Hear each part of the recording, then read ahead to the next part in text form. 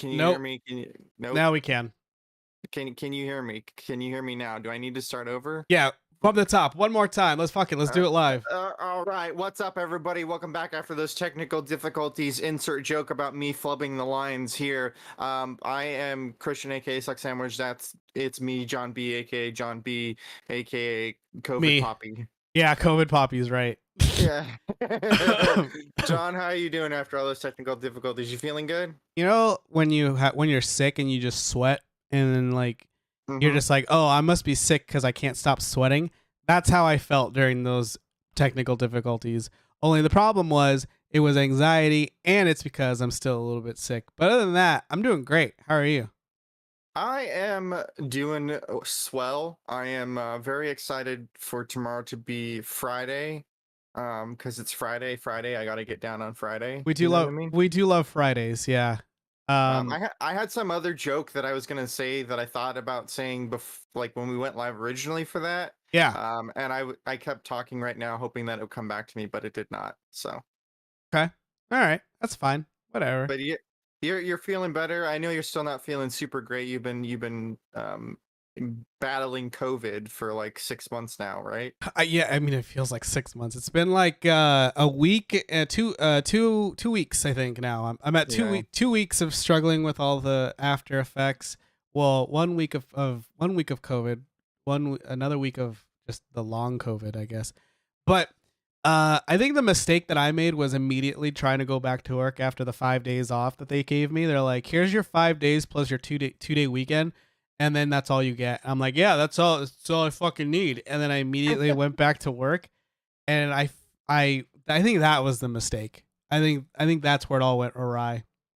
Because Going to work is a mistake. I agree. yeah, because plot twist, spoiler alert, going back sucked. Yeah, I can only imagine. Yeah. Let's see. Does anybody know we're live? I hope people fucking know we're live. I'm gonna give I'm myself a thumbs up right here. okay. I just gave ourselves a thumbs up. I'm gonna copy this YouTube link and I'm gonna post it in Discord. Join our Discord. The link's in the description if you folks want to join our Discord. Also, this is a YouTube video, so be sure to like, comment, and subscribe if you're watching this on a future date. Mash that bell. Boo, boo, boo, boo, boo, boo, boo. That's the sound bells make, right? I think so. 100%. I've tweeted right. from personal and not talk. Okay. Please tweet from talk then. Tweet from these nuts. You know what I mean? Well, what's going on, Christian? Go ahead and I'm gonna let you do your rigmarole. My rigmarole is we got some people trickling in now. That's good. That's good. Thanks everybody for popping in. Thanks for being John, here. you know what I want to talk about before we get into anything. So I got this big ass fucking bag of Halloween candy right here. I don't know if you can see that. So it's 90 pieces, probably less because you've been eating them. They're for trick or treaters, Christian. Okay, so we're having a Halloween party, and then on Saturday, and then Halloween is actually on Monday.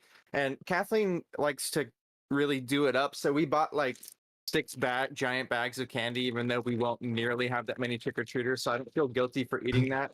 But Yeah. anyway, so this bag's got Laffy Taffy, it's got Trolley, it's got Nerds, it's got Sweet Tarts, and it's got Nerds gummy clusters. Which are simultaneously the best and worst candy to ever exist. But my beef right now here is with the Sweet Tarts. Why? Sweet Tarts, top tier fruit candy. Except Wait, Sweet Tarts are top tier fruit candy? like fruit flavored candy, like non-chocolate candy. Okay, I'll give it to you. I mean, calling them a fruit flavored candy is generous, but I'll give it to you. Top tier sugar candy. Yeah. Yeah. Okay.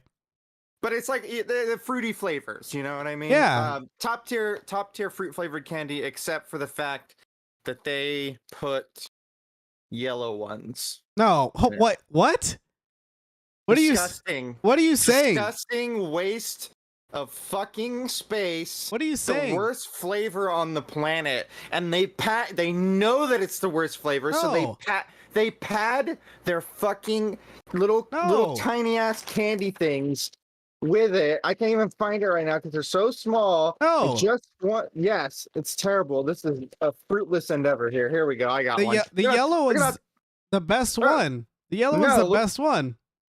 Yellow. What's up, Raisin Shuriken 90? Nice. No, we're having a conversation where I'm telling John he's wrong because yellow is the worst sweet tart flavor. Okay. How?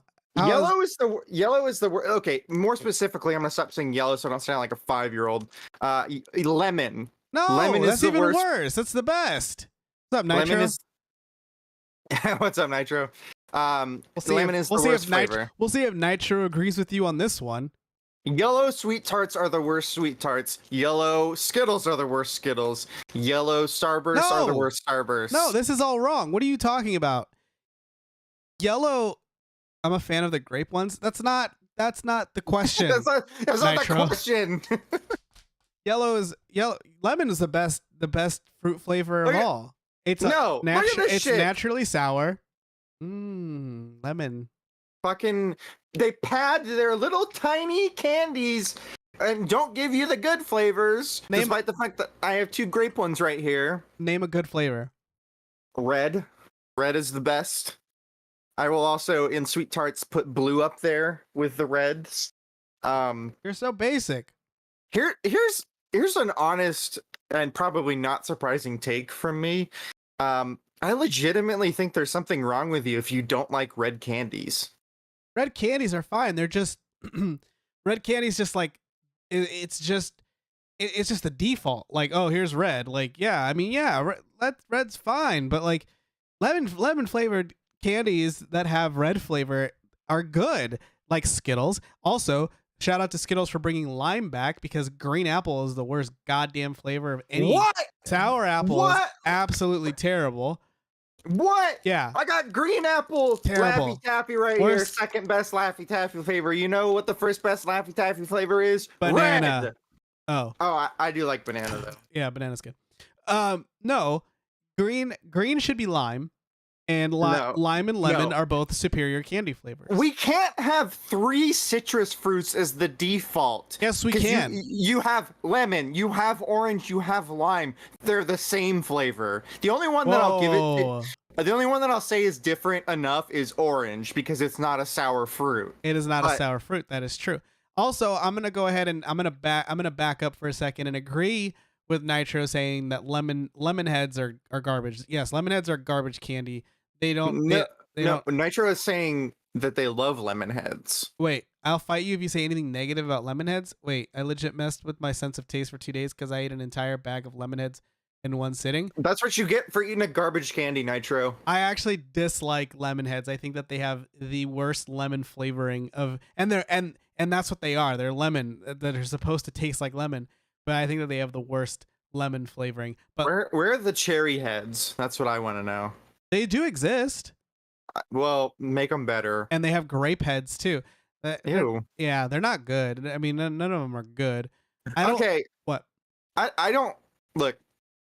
Clearly, I have a bias towards the red flavors being a white person.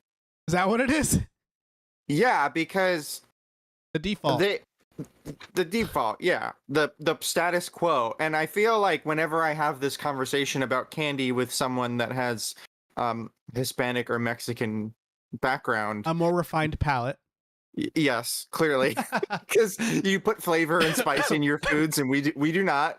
You know, I can't. The lemons are too sour for me. I can't have them. They make my eyes pucker up. That's to be fair, the default for a lot of Mexican candies are sour candies. That is true. Sour or spicy. So that is true. There's a lot of lemon flavor, a lot of lime flavored candies in Mexican candies.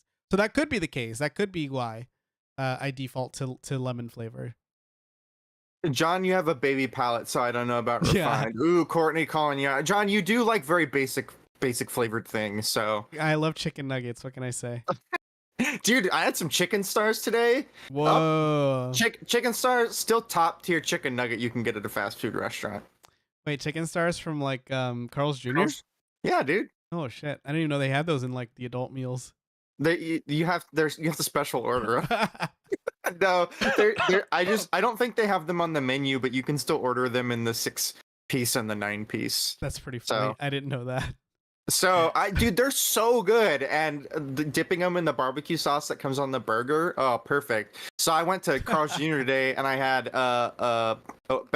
Western bacon, and they put extra barbecue sauce on it, which was just amazing. And then I got a 6-piece chicken stars and asked for the barbecue sauce to dip it in. And let me tell you, I love me some Carl's Jr. barbecue sauce, but that might have been a little bit much. And it was mostly because they just fucking slopped it on my burger.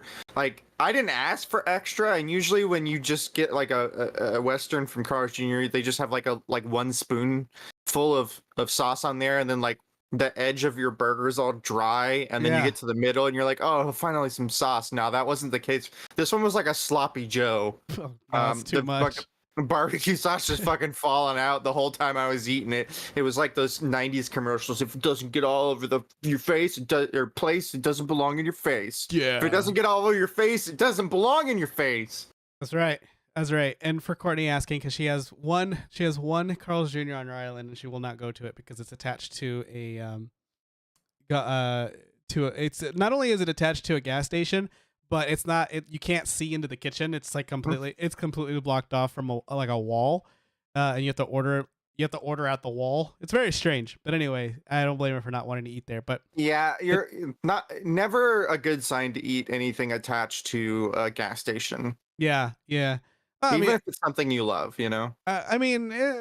Here I disagray. Here, I mean, a lot of Mexican food restaurants are attached to gas stations here, and they're all fucking delicious. But I meant like fast food. Fast food chains. Yeah, but Courtney, what kind of burger? I'm sorry, John. What kind of burger did you have from Carl's Jr. when you went with John? I'm pretty sure she had the bacon Western. Okay, well, I'm almost positive she had the bacon Western. Shut your whore mouth for calling it just a burger. It's not. It's up there. It's the best Western burger. No, the best. Here's the thing. Here's the thing. We had the burger in Vegas, and it was I don't know if you've ever eaten fast food in Vegas, but they don't give a shit because they know you're not coming back. So it was not the best Carl's Jr. experience, and I do not give it a fair shake. I think she needs another Carl's Jr. experience in my opinion. Yeah, you I didn't even know. I'm gonna be real with you. Other than McDonald's, I didn't know they had fast food in Vegas because I've never eaten. No, yeah. We were eating good. We were staying off the strip, so okay. Yeah, so we needed a quick lunch between all of the because we were there for Amazing Comic-Con. We were working, so we needed a quick lunch. And I was like, I don't know. Ask Google what's nearby.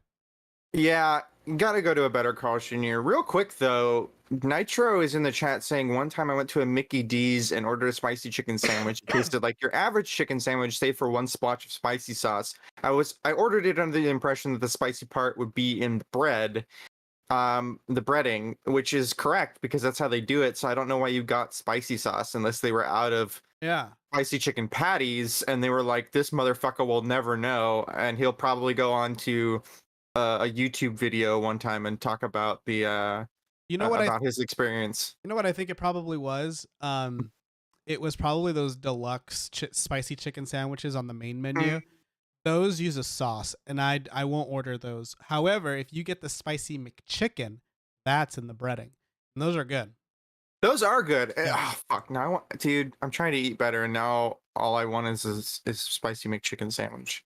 That was it. It was a spicy McChicken. They still I think they were saying that they ordered a fancy one. I think they were agreeing with you that one. The fancy ones they put the sauce on it. Yeah, I don't like the sauce. I like it in the breading. You know what I mean? Yeah. I like the seasoning to be spicy. Although to be fair, McDonald's spicy for McDonald's is just pepper. That's all it is. But it's still good. Yeah. Yeah, I forget. Like, I don't really like spicy things like that. Yeah. I can't handle like hot spice very well. Yeah.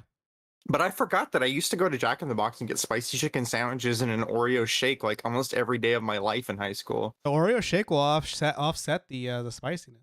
But they weren't even that spicy to begin with. True. You know? Yeah. I do. You know who else has a good spicy chicken sandwich? I think on par with the Jack in the Box one is Wendy's. Wendy's spicy chicken sandwich. It's exactly like their home style chicken sandwich except for it's spicy. John, you know Delicious. how I feel about Wendy's. Wendy's nuts. Got Got him. 'em. No, I think Wendy's is too expensive. However, so there was that time that I showed you guys that they messed up my order, and I got that pretzel bread sandwich. Yeah. Well, a couple weeks later, I went and ordered that again, and let me tell you, real fucking good. Good. Real fucking good. Good. What's up, Miko? Welcome in. Well, I gotta say, Courtney, if they have a spicy one at Jollibee, it has to be in the breading. That's all. As long as it's not a, if it's not a spicy spread, I'm fine.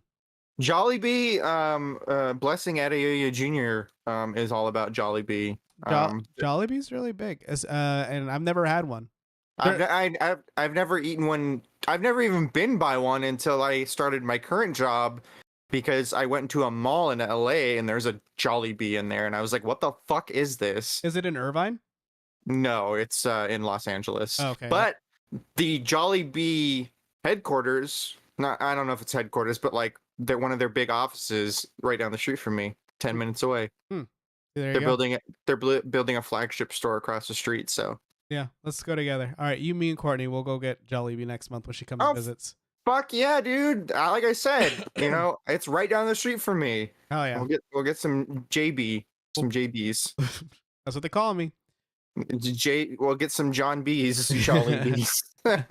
Courtney, I wanted to back up and ask you, what did you eat at Jack in the Box, and what did you think of it? Because Well, to be fair, she has Jack in the Box on her island. oh, okay, Yeah. okay. To be fair, Jack in the Box is a real mixed bag.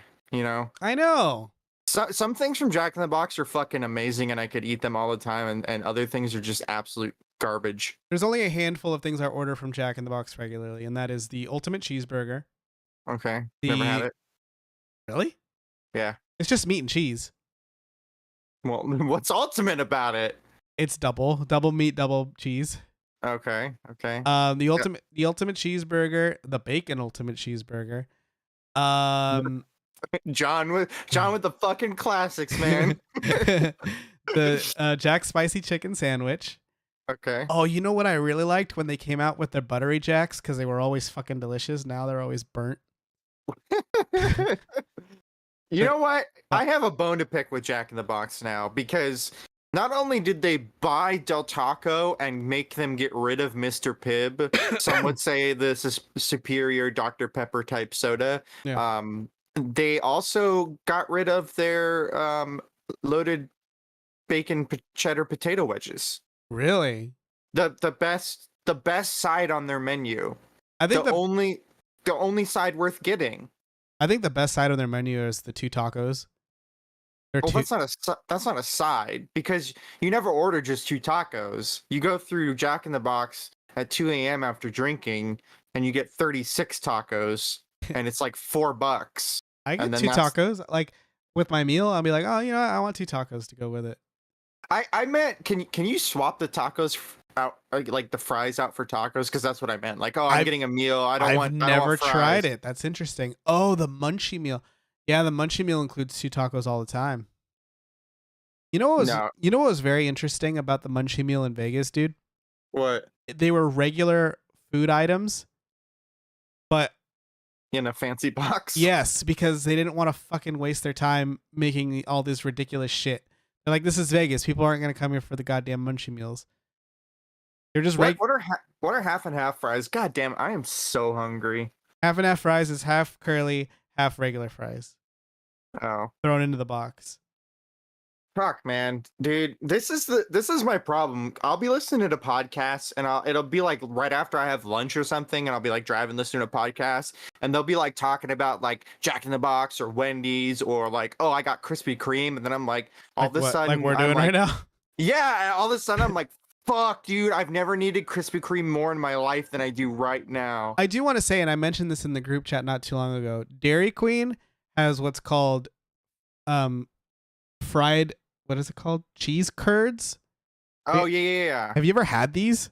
No, I haven't. I thought you were talking about you went to a fair or something, because that's the only place I've ever seen fried cheese curds. No, Dairy Queen has them on their regular menu. And I've never eaten food at Dairy Queen, but I was sitting in the drive-thru at Dairy Queen maybe 3 or 4 months ago, and I looked and I said, "What the fuck are cheese curds?" And I ordered them. They're basically fried mozzarella sticks, like really small ones that you could just pop in your mouth.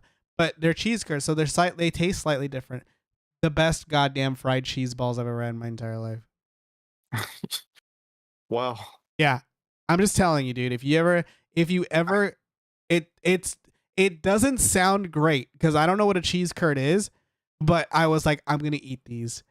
And I ate them and they were delicious. I'm just saying, dude, next time you see a Dairy Queen and you just want a snack, try their fried cheese curds. That's my problem. I don't know where A Dairy Queen is. Yeah. the last Dairy Queen is over by my mom's house, which is like 30 minutes away. I Wait. get them from Buffalo Wild Wings. Courtney, why you eat at Buffalo Wild Wings? Courtney's over here talking about how Carl's Jr. is garbage, and she's eating at Buffalo Wild Wings. Buffalo Wild Wings is the only reason why you would go to Buffalo Wild Wings, at least here, at least on the mainland, is if you're a sports fan because they have all those TVs. Mm-hmm. Do you know what cottage cheese is? Yes, it's a little block of cheese shaped like a house. I've seen it on cartoons. I hate you. All right, we've talked about food for 30 minutes. Do you want to jump into some video game talk? Yeah, let's. What kind of video game talk do you want to start with? Well, I wanted to just jump in. I know you've been sick, John, but have you been playing anything lately? I haven't played shit because I've been sick. Let me think. Wow, what a fake gamer. I downloaded a game on my phone.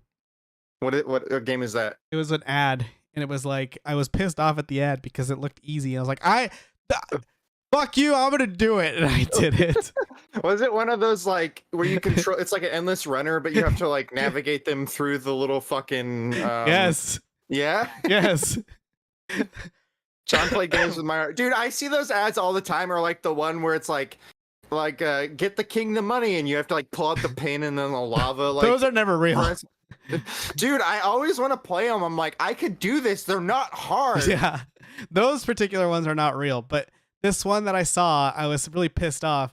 It was just, I think it was just a hand throwing shurikens, and it was like you go through the gate and it adds like a faster speed or double the shuriken, and it kept going through the negative gate. I'm like, stop going through the negative gate. I could do this, and I downloaded it and I was playing it. I like that one. Unironically, I like them. And then I also, because they waste time. And then I also like the ones where like you just combine the bubbles and it's like 4, 8, 16. And it's just like, you just get the numbers all the way up to like 2048. And then it's like 1 billion. I'm like, oh my God. Numbers go up. You just got Cat plays that game with the numbers that go up. Cat plays a lot of mobile games. She's a mobile gamer. Dude, I am too, and like, but I'll have them on my phone and then I'll just delete them right immediately after, and then they bombard you with ads 100%. I have the weirdest ads because of them. I guess I can't talk shit about mobile gaming anymore because I'm a mobile gamer now. John, do you like that segue? What? I'm playing Marvel. I've been playing a fuck ton of Marvel Snap. So I don't know. I didn't know what Marvel Snap. Yeah, I didn't know what Marvel Snap was until you tweeted about it, and I looked it up, and it looks pretty interesting. It has a Metacritic score of like 86, so like it's pretty good. Let me tell you, John, Marvel Snap, one of the best games of 2022. It will absolutely be on my top 10 list for the end of the year, unless like 30 other really good games come out. But I gotta tell you, I don't like mobile games. I'm not a huge fan of card games unless they're part of a larger game and I can waste a lot of time not playing the main quest in the game. I'm downloading it now. I really, really like it. Courtney, Marvel Snap is fun. First off, just to get it off the board, they did everything right. There's no pay to win. It has a good economy where everything you're doing is kind of feeding in and making different numbers go higher. So you feel like you're accomplishing things and unlocking things without really having to spend any money. There is a battle pass. I paid $10 for the battle pass. So because you can get exclusive stuff, but you don't have to pay any money. What if I want Deadpool? I don't know. I haven't seen the Deadpool card yet. Am I basic for liking Deadpool? Am I basic for liking Deadpool? Like, I really like Deadpool. Like if people like talk to me and they're like, "Who are your favorite superheroes?" I'd be like, "Yeah, I like Spider-Man and I like Doctor Strange, but like deep down in my gut, deep down in my balls, I really like Deadpool." Is that basic? It's not basic, but you'll be able to easily find any shirt that you could want at a GameStop or a Spencer's Gifts. That is true. That is true. Um, But I really like Daredevil too. I think Daredevil's probably one of my favorites. yeah, Daredevil is dope. He's my hero, Courtney. Deadpool isn't a hero. He's my hero. He's he's a hero sometimes. Sometimes He's an anti-hero, you know? he would side with the good guy before he'd ever side with the bad guy. Probably. I mean, you know, when you say anti-hero, Wolverine's an of, like, anti-hero. See, I was gonna say Venom, because Venom is like that's fair. the anti-hero, True. but he's not really a hero at all. He's just kind of neutral. Whereas like Yeah. Wolverine and Deadpool, like Deadpool especially, like you said, he will side with the good guys Yeah. before he sides with the bad guys. Yeah. Yeah. You know what I think would be a very interesting team up? What? Deadpool, Spider-Man, and Daredevil. Because they're all red. Man, if you were colorblind, that would be the worst movie. But anyway, back to Marvel Snap. So it's really good. The easiest way I can describe it is, and I was telling you this before we went live, it is like playing Yu-Gi-Oh on a phone, sort of. Now, I've never played Yu-Gi-Oh. Am I going to find this complicated? No, that Yu-Gi-Oh is one of the card games I liked back in the day because Yu-Gi-Oh was really easy to understand. You had a magic card, you had trap cards, and you had monster cards, and like you didn't really have to do all that much. Like it's not like Magic the Gathering where you're like, I have to change the field to be, you know, a barren wasteland so I can summon this monster by sacrificing 3 other cards. Right. Yeah, it's simple in that way. So you have 3 spaces. This is Marvel Snap. You have 3 spaces.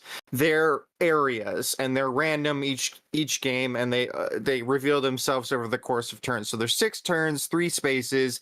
You get 12 cards in your deck. You can have 7 cards drawn at once. But basically, you're playing. You have an amount of current like energy that you can use. So if you have 5 energy, you can play as many cards that take up 5 energy. So you could play like 5 1 energy cards or like 1 5 energy card. It's very simple. You're basically playing it down, and you're I don't really know how to explain it other than it's a card game, and the cards have abilities, and you're trying to exploit the abilities while utilizing the effects that like the different spaces have. Because sometimes you'll be like, oh, Washington, D.C., if your character has no special ability, they get +3 attack here. Or it'll be like the city in WandaVision. I forget the name of it. Wandaville. Wandaville, whatever. That location will change to another random location after a certain amount of turns. But yeah, Mika, if you miss classic Yu-Gi-Oh, I highly, highly recommend checking out Marvel Snap. It's very simple. It does not take I'm playing it. So if I'm playing it, it's for dum-dums for sure. Because I'm a big old dum-dum. I don't like card games because they're always too complex. There's too much to learn. This is very simple. It's very fun. It's very addictive. Have played it so much. I would venture to say in a week I've probably put in like 10 hours of Marvel Snap on my phone. Yeah. Which is a lot of time. That's a lot of time. I also downloaded it. Westview, thank you.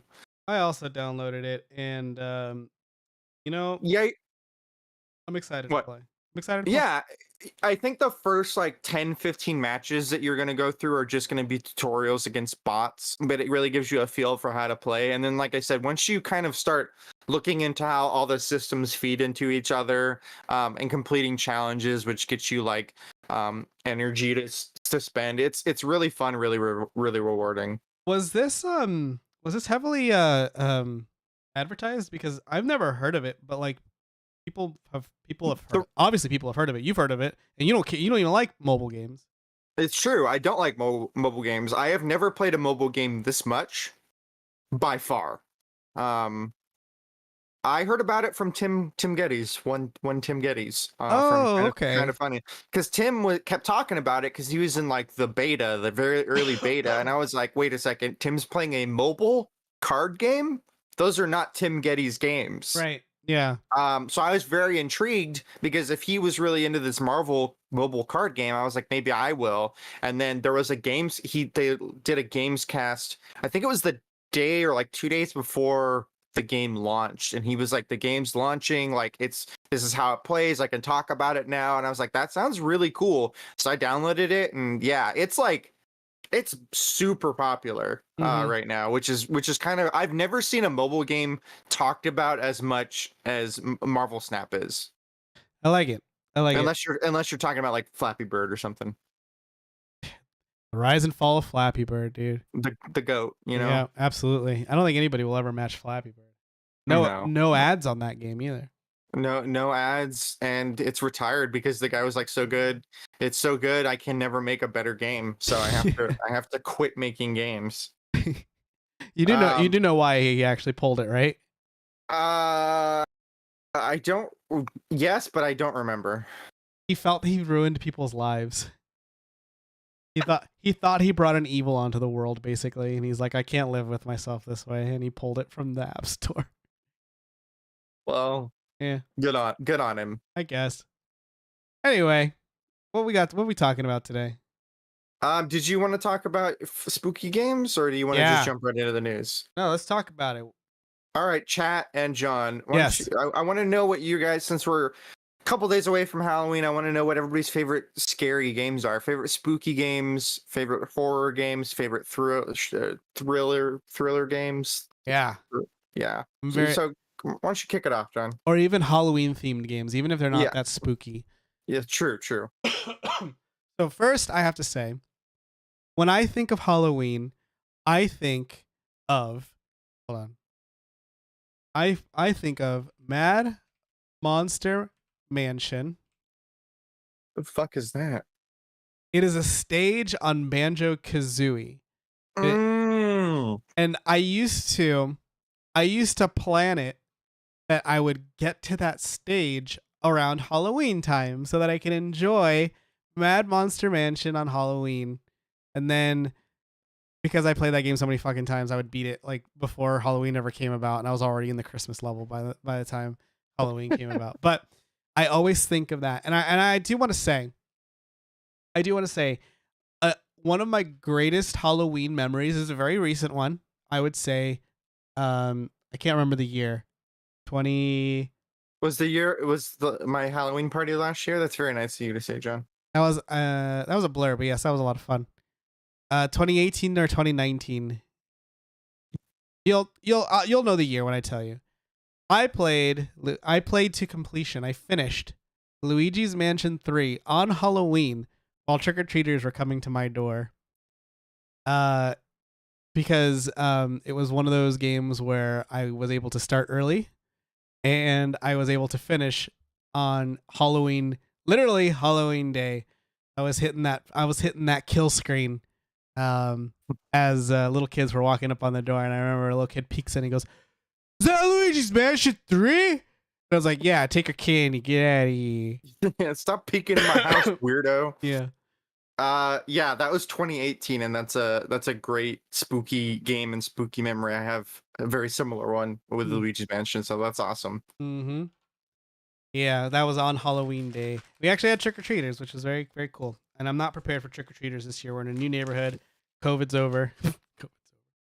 Yeah, I'm gonna come by and just pick up the candy and leave. Okay. It'll be all the yellow ones, so you can just eat them on the way home. Yeah, dude, I had trick-or-treaters for the first time ever last year, and I was just home by myself, and I didn't have the lights on or anything, and kids still were like, trick-or-treat! And I like tried to ignore them, and they're like, trick-or-treat! And you're like, no candy. And No then they're like, trick-or-treat. and they're like, that's racist, sir. But luckily we had candy left over from my Halloween party, so you throw them a little candy in here and there. Yeah, exactly. This year we are plenty packed with candy, so I'm more than prepared to hand out candy to the trick-or-treaters, and Kathleen will be home. Damn, it must have been all treat at Courtney's house last year, you know what I mean? Oh yeah. That should have been on streamed, if you know what I mean. Yeah, absolutely. Oh, dude, sexy handing out candy sex. Well, maybe Sex, not that. sexy handing out candy to the adults Yeah, stream. to the adults, To the not adult the stream. kids. Yeah. So just put a sign on your door, adults only. Adults only stream. That'll go over Adult well. Adult Swim. Do you have a favorite spooky game?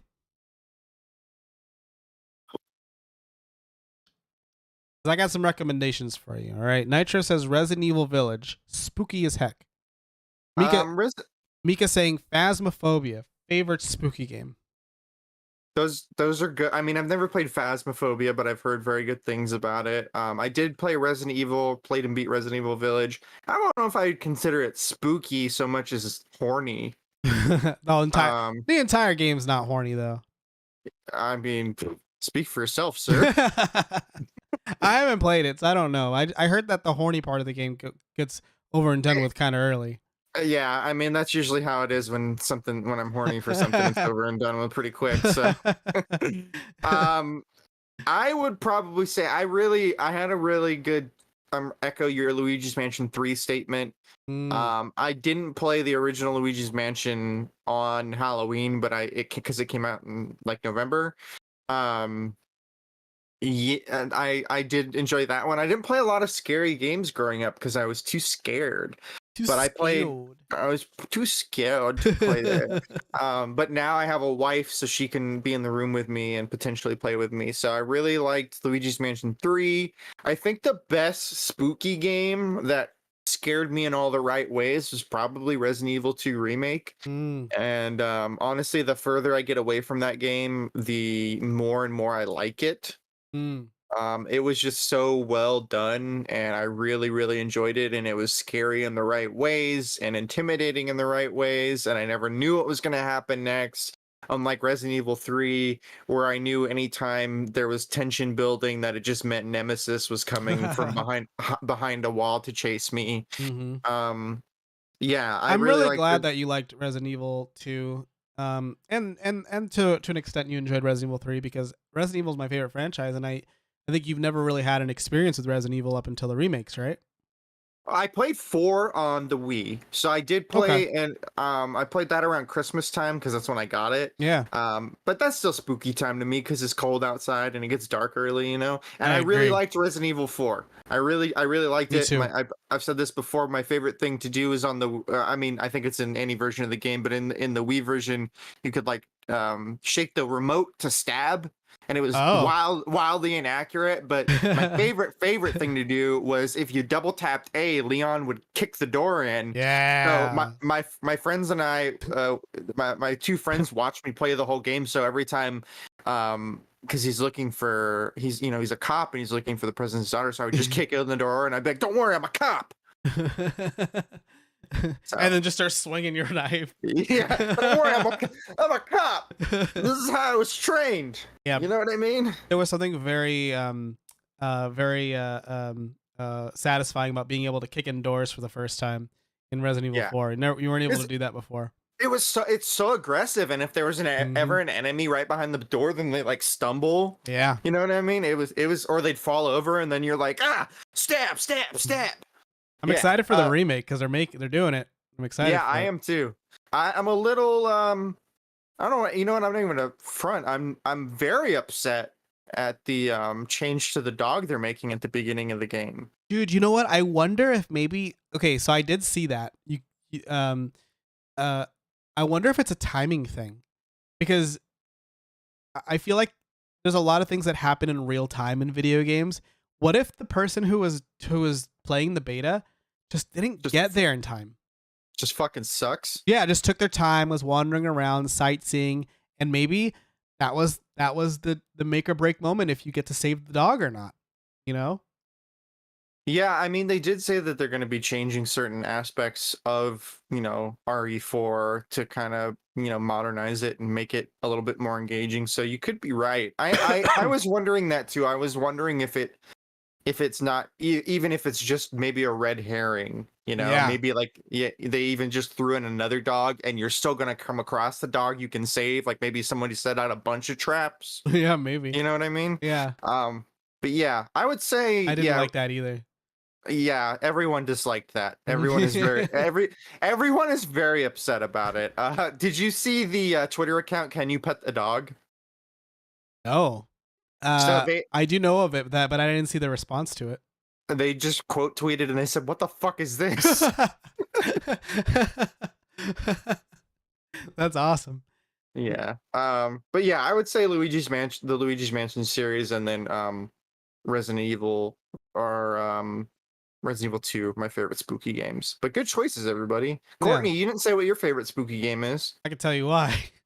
because she doesn't like spooky games. You know what's a really good spooky game though? If you haven't played it, What? Little Nightmares. Have you played that? Oh, I have played Little Nightmares, the first one. That game's a lot of fun. It's very creepy. Mm-hmm. Tomorrow, Courtney and I are playing Little Nightmares 2 right here on YouTube. We're doing a live Let's Play. We're gameplay only, no cams, so it's gonna be like a typical YouTube Let's Play, but we're doing it live, so we'll be chatting, we'll be talking to chat and that sort of stuff. So, Courtney will be reacting to the game also, which I'm excited. I haven't played Little Nightmares 2. I really liked Little Nightmares 1, so more of the same. I don't mind. I really liked the first one, and I started number 2, and the controls on the Switch were kind of frustrating. So I never finished it. Good guy. What is George? What's up, George? Has anyone mentioned Anatomy yet? Still a favorite of mine. I've never heard of it. Anatomy game? Anatomy. Maybe he's just talking about the college course. Absolutely horrifying. Are you talking about Anatomy of Fear or Anatomy by Kitty Horror Show on itch.io, I think. Oh, Is it? This looks creepy. You can buy it for $2.99. $2.99. Mm-hmm. Must be one of those mobile games I hate. Content warning: distorted / flashing images, body horror, strong horror themes. Estimated time to completion 30 to 45 minutes. Explore suburban house, collect cassette tapes, study the physiology of domestic architecture. Oh, interesting. Every house is haunted. What I'd like to do, and I know that Courtney won't do this with me, but I'd like to just have like streams where I play horror games that people like, even if they are indie horror games, like a game like this, and just stream it for a few hours, see how far we get. And no, you don't have to be a part of this, Courtney, but it would be funny. But yeah, I this will get me to play more games. But no, I've never seen this, and it looks like Markiplier played it 2 years ago, and we all love the Markiplier. So yeah, well, is he doing an OnlyFans or something? oh, I hope so. Is he? I don't know. That was the thing. I saw my my Gen Z friends saying I got to get Markiplier's OnlyFans, and I don't know what that means. Can someone elaborate me on the Markiplier OnlyFans thing? Markiplier responded to his fans after they shattered the goals set by him, requiring the YouTube star to now make an OnlyFans. Oh, I guess he made it a dono goal or something of that nature. All right, guys, you got to beat this goal. The goal for me to start an OnlyFans is $1. But yeah, I guess he is doing it. Oh, well, good for him. Yeah, that's hot. I'd like to see what he's packing. I'd like to pack what I'm seeing. Snowy Wolf said there are some really good indie horror games out there. There are. I forget. Oh my god, we had them on the collective that Jake is a part of. John, what? Oh my god, why am I blanking? The game group, they did the little showcase. Yeah, 6-1 Indie. 6-1 Indie, thank you. I kept wanting to say like 1 minute games or something like that. Uh-huh. Would you consider Binding of Isaac scary? I don't think so. Yeah, I don't think so. But if you do, that's fine. Yeah, that's fine. Yeah, but 6-1 Indie had a couple horror games in their little showcase. One of them was like that back room. You're in like the back of like an old video store. Oh yeah, I want to. Yeah. Is that out yet? I don't know. I haven't seen it, so I'm gonna assume no. Oh, I want to play that. I forgot all about that. I'm so bad at remembering games, and so many games come out all the time. It's hard to keep up. It really is. I don't know how people find the games that they want. I literally just I need to be handed a game to play it. Like that's literally how it works for me because it's just so much out there. I'm gonna start buying terrible games and handing them to you to No, play. don't because I'm gonna trust you. What's up, Shattered? Welcome in. Also, Snowy, good to see you. You know what's another? It's not scary, but it's on the vein of spooky that a lot of people are playing right now. Is Cult of the Lamb? Have you seen this? Yeah, I saw a friend play through some of it. Yeah. Yeah, very interesting. And they got like Twitch integration, so like people can join your cult and stuff like that. Oh, that's cool. I didn't know that. Yeah. Yeah, it's kind of like a demonic Animal Crossing, is what I've heard. Yeah. Backroom games are fun to watch. Yeah, I didn't know this was like a whole genre, but I'm pretty sure it was Snowbike Mike and Nick Scarpino. They played that one game we were just talking about that we can't remember the name of. Really? But I think it was during the Steam Next Fest when they had demos for everything. Oh shit. Yeah, I want to play games that people enjoy watching. And I think Yeah. that oh god. Little Nightmares is up there with like games that people enjoy watching. Yeah, absolutely. I want to do more of those. Speaking of horror games and games that people love watching, should we jump into the first news story that I'm jumping around in the thing? Yeah, what do you got? for? What do you got for me? Okay, we're gonna do something cute and then something spooky. So, John, there was a new ghost Pokemon announced. Ooh, spooky. Did you see that? Did you see it? Is this the spooky reveal? Yeah, Yeah. it's the spooky one. Can you throw a picture of the spooky guy on there? What I'm gonna do is actually I'm gonna show the video. Okay. Hey, let me share my screen with you. Okay. Stop! I'm not ever buying Discord Nitro. God damn it! Yes, you are, and you're giving it to us. All right, chat. Desktop scene. They announced a new ghost Pokemon, Pokemon Scarlet and Violet. And here it is. Everybody see it? Yeah. Am I recording? Okay, good.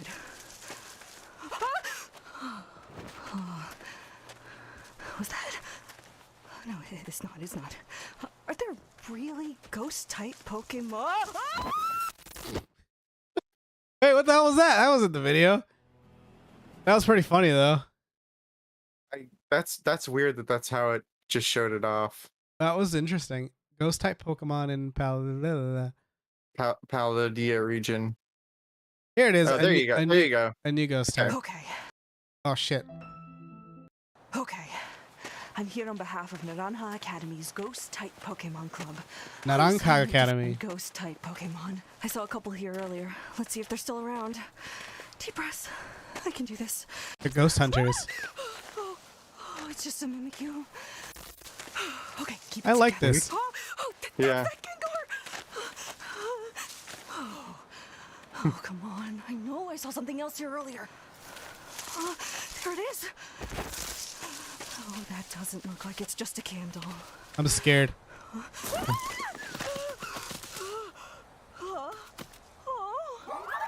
my goodness, it's so cute! Hello, look at you. You seem friendly. Who took a Pokemon? This is the cutest fucking thing I've ever seen in my life, John. This is what I want gameplay to be like now. Okay, here we go. Yeah, forget Pokemon Snap, more like Pokemon Searching Throw for the ghost Stick. types. Yeah. Really sucks the life out of you. Okay, just one more time.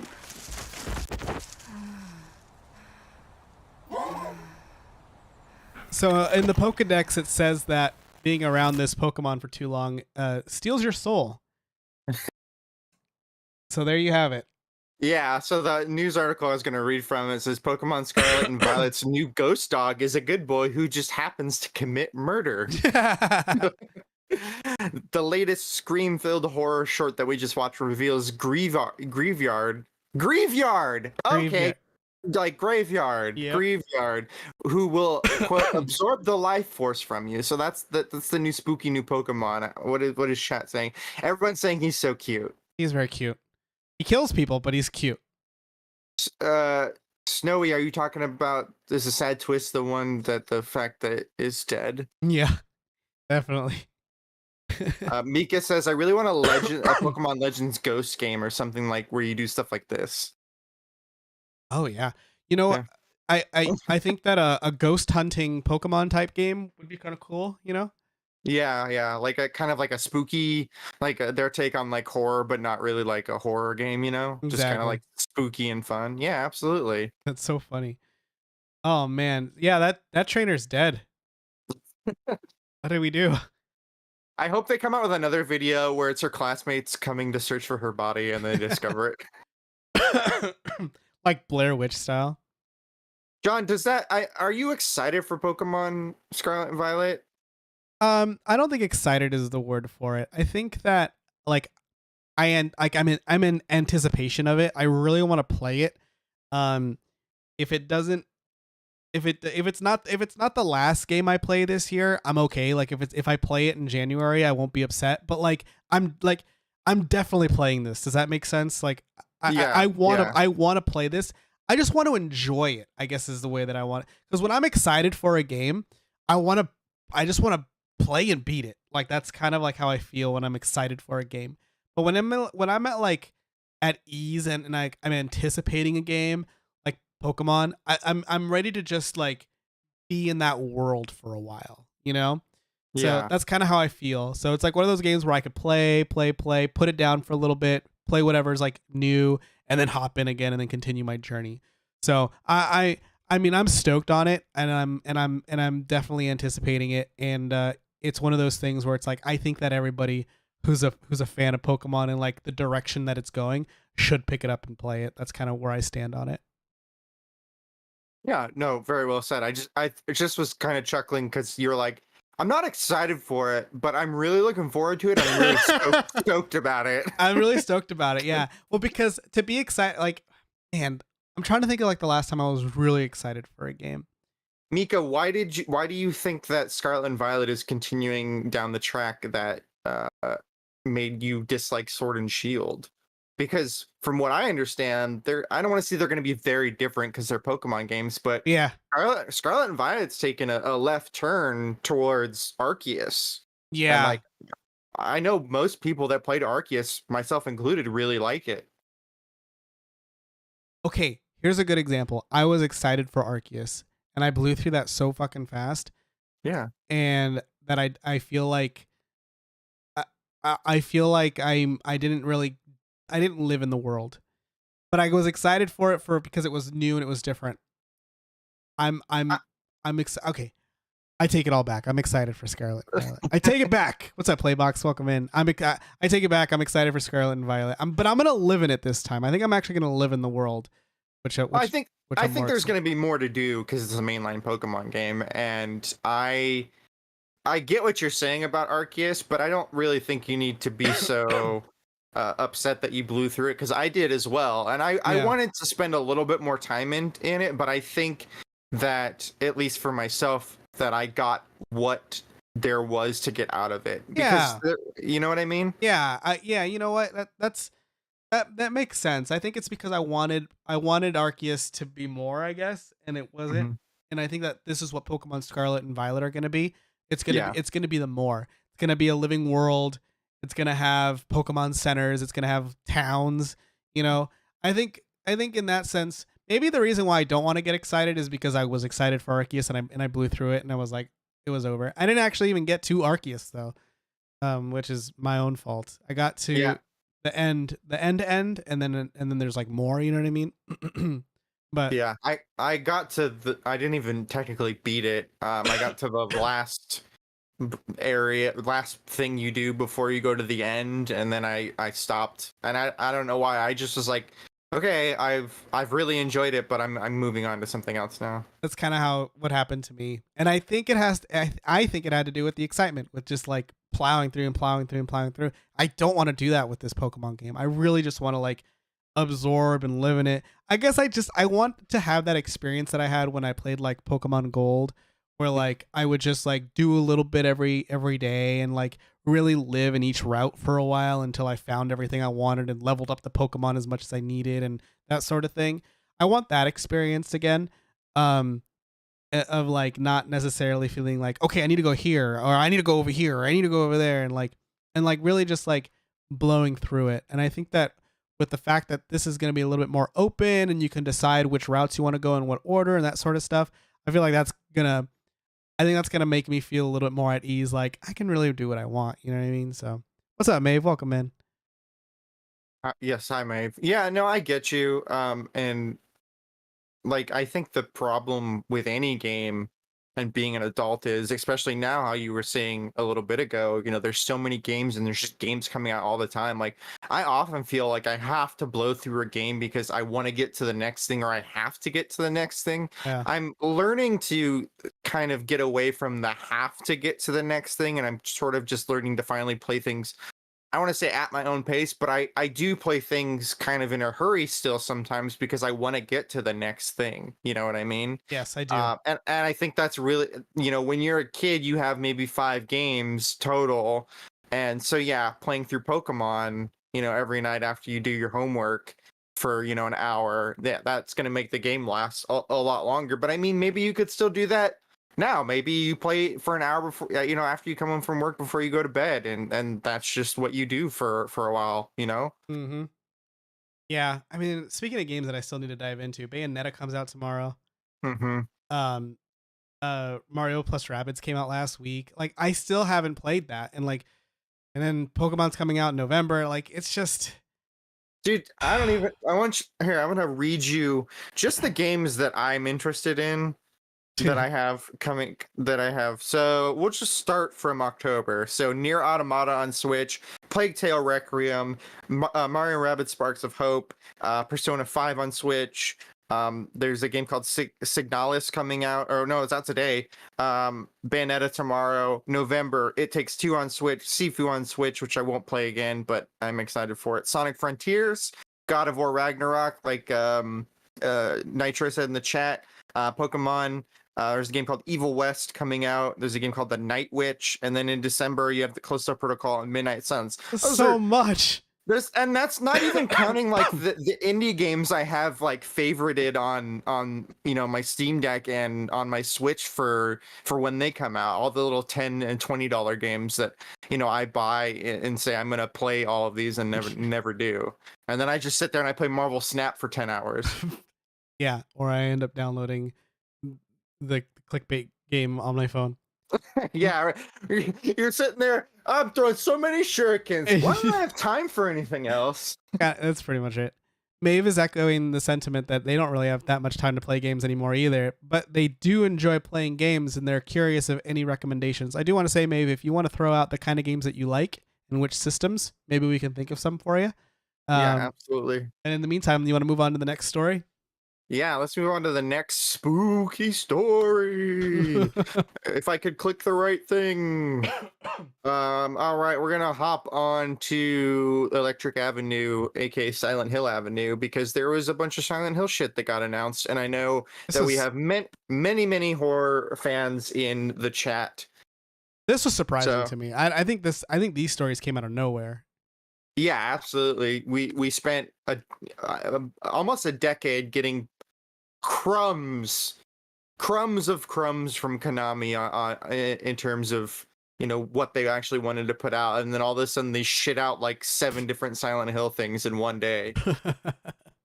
So I'm gonna go ahead and read from GameSpot real quick. So GameSpot says the Silent Hill transmission broadcast has brought with it a ton of news, including the much anticipated remake of Silent Hill 2. After there being so little activity from the franchise for the last decade, there's now a ton on the way. So they announced a Silent Hill 2 remake. They announced Silent Hill F, which is a brand new game of the franchise from the Resident Evil Reverse developers. Oh, wow. There's going to be a Silent Hill 2 film adaptation, and it's coming from the original film's director and producer, which is weird. And then Silent Hill Townfall was also teased, which is the next Silent Hill game. So I have the trailer for Townfall that I'm going to play. Yes, please do. I don't have any other trailers. Do you have any other trailers?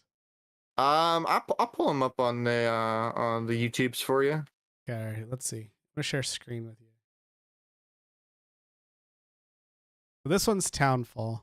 Okay, Townfall is the new one. I think that's the one that everybody is excited about besides the #2 remake. So yeah, whenever you're ready. I don't see your screen though. I'm sharing it. Why are you here? Okay, what am I doing wrong here? Oh, here we go. We'll start over for this guy. All right. Sorry. All right, go ahead.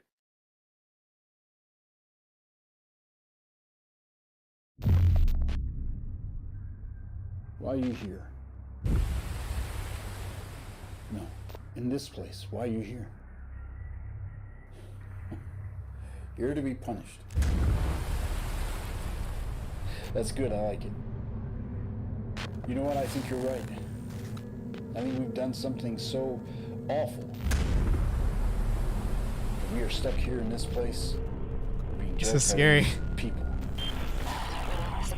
But for you, I think it's more than that. Analog television. I think you're here for some other reason. 69. Nice. And I don't want to be anywhere near you when you figure that out.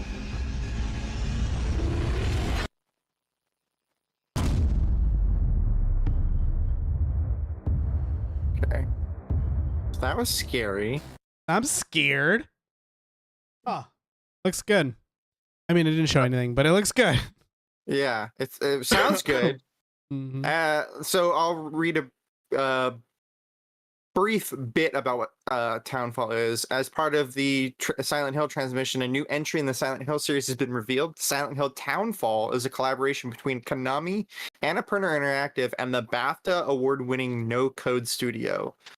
While the short teaser was featured, not much has been revealed about an upcoming game. However, No Code creative director John McKellen stated that the game respects the Silent Hill franchise while doing something a little bit different with the series' source material. Okay,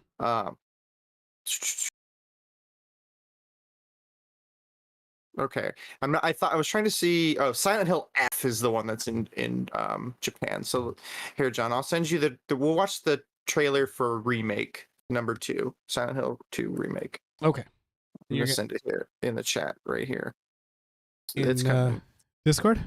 Yeah, right here. I gotcha. So this is for the remake. Yeah, this is for a remake. All right.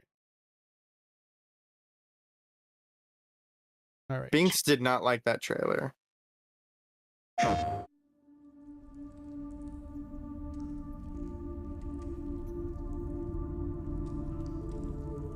Yes, Courtney, that is correct. Silent Hill, arguably not a great game. So I'm excited for the remakes because they might be good. People always talked about Silent Hill, but it was never like, oh man, you gotta play Silent Hill. They're just like, Silent Hill, nurses and Pyramid Head. Yeah. This guy looks like Troy Baker looks like in real life. Waiting for me. And this guy's not voiced by Troy Baker. Mary died of that damn disease 3 years ago. That damn disease. Welcome to Silent Hill. Yep, that's the map. I remember that. I don't know if you guys remember I tried playing this on stream once. I see that town. Silent Hill. Why are you just wandering around this clearly abandoned town, sir? Call the police. He's looking for answers. Bloober team.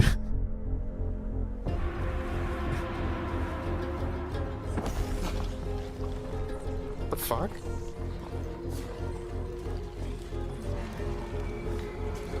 There he is. There's old Pyramid Head. I like how he just looks at them like, what's going on here? Yeah. I know why I needed you. At first blush, this doesn't look great.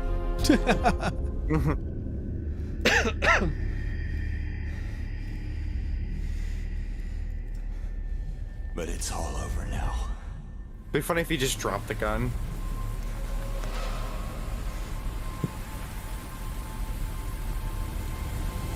I don't need you anymore. I'm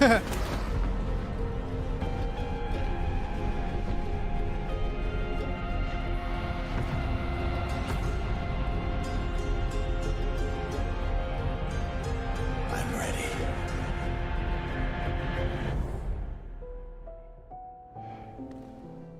This looks as Damn shitty it. as I remember. This trailer's still going, huh? Yeah. Mary? Oh. Mary? Mary. Coral. Pyramid Head. Yep, that's Pyramid Head. Walking through the door. Oh, thank you, Bloober team, for that. I don't know. I want it to be good. You know what I mean? I want it to be good. I want it to be good too, but it's, you know. Look, man. Maybe it should have just been a pachinko machine. Here, let me send you Silent Hill F. What the It's- F? Yeah, Silent Hill F. This is the one that I think most people are excited about because it takes place in 1960s Japan. Maeve's got to go because they got work in the morning. Here, let's go ahead and read what Maeve wrote before they go. Absolutely. So Maeve said, PlayStation 4 and 5, Nintendo Switch, those are their consoles. They like Night in the Woods, cozy games, and Life is Strange Before the Storm. And 2, also like any mystery horror game. I will say, if you haven't played True Colors, Life is Strange True Colors, you should definitely play that. It sounds to me like you like adventure and even point and click style games. Oxenfree. Oxenfree is a great one, and there's also a sequel to Oxenfree now too. Yeah, it's coming. It's not out yet. Coming. My wife. Very much. My wife sounds like you very much have the same kind of taste as her. She really is enjoying Cozy Grove right now. If you haven't played Cozy Grove, Cozy Grove is good. I think you might like Cult of the Lamb as well. What else? You might even like Animal Crossing. It's not on your list of games played, but it sounds like you like cozy style games. And if you haven't done Animal Crossing, I would say give that a check. Yeah, mystery horror. I feel like what did I played something recently that it was. I can't remember. I'm sorry, but Disney Dreamlight Valley, that's a very good suggestion as well, Mika. absolutely. I'm trying to think of stuff that aren't just all Animal Crossing clones. Not that that's not a good suggestion. I mean, John, you said you really enjoyed Little Nightmares, as did I. I think that's Little Nightmares is great if you like spooky games for sure. Yeah. I would also say Inside is very good, very similar. Inside. I like those kind of like offsetting type games. It's very much run left, run right type game, but it's good. I think that's good for now. But Maeve, if you want to follow on Twitter at Talk Gaming, and you can tweet at me, and I'll try to remember some more games, or even just tune in next week and ask the question again, and I'll have a new list for you. Yeah, thank you so much for that sub, by the way, and everybody who subbed and everybody who's hanging out. Thank you all so much. You loved Little Nightmares, so that's awesome. Yeah, if you like Little Nightmares and you haven't played Inside, absolutely play Inside. It's very much in the same sort of vein, but more story based. What's the other one that's like Inside? Limbo. Inside and Limbo. I would say check out both of those. They usually sold in double packs. Yeah, and or separately, Inside goes on sale for like $2 all the time on the Nintendo eShop. So I think that's how much I paid for it. Yeah, nice. All right, well, thanks for popping in, Maeve. Really appreciate it. Yeah. All right, so this one is Silent Hill F, and this one's. You said this one's in Japan only, or what was the story behind that? It takes place in 1960s Japan. Ah, okay, cool. So let's watch this little bitch. I'm gonna subscribe, but I literally just got a text from my boss saying that I don't have to come in until Sunday. Oh man, I wish I got that text. Don't come into work, okay? I won't. All right, let's check this out.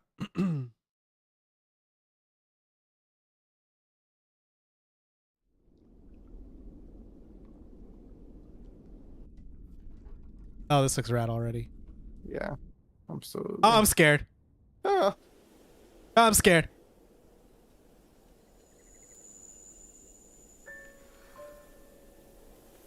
This might end up being scarier than the Silent Hill remake. Yeah. Who's behind this one? Let me look. I'm scared.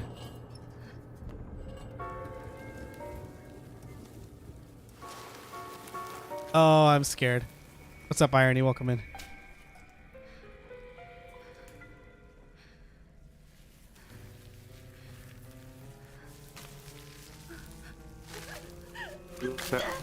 That ascending piano.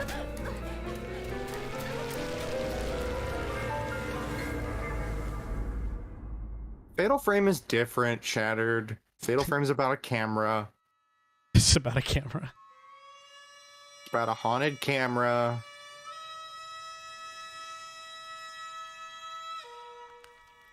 Oh.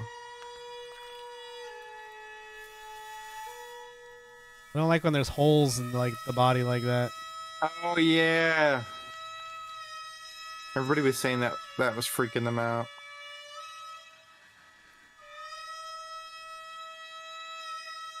She's so pretty. I Oh. wonder how often you have to water her. Ooh.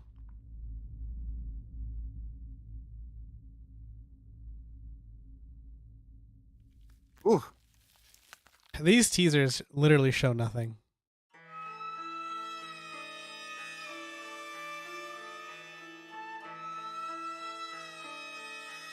Well, I'm interested in that one. I think that looks cool. it looks good too. It's just weird. So behind this, Silent Hill F, which will be developed by the Resident Evil Reverse developers Neobards Entertainment. The game's story will be penned by famed Japanese writer Ryukishi 07, the author of the When They Cry visual novel series.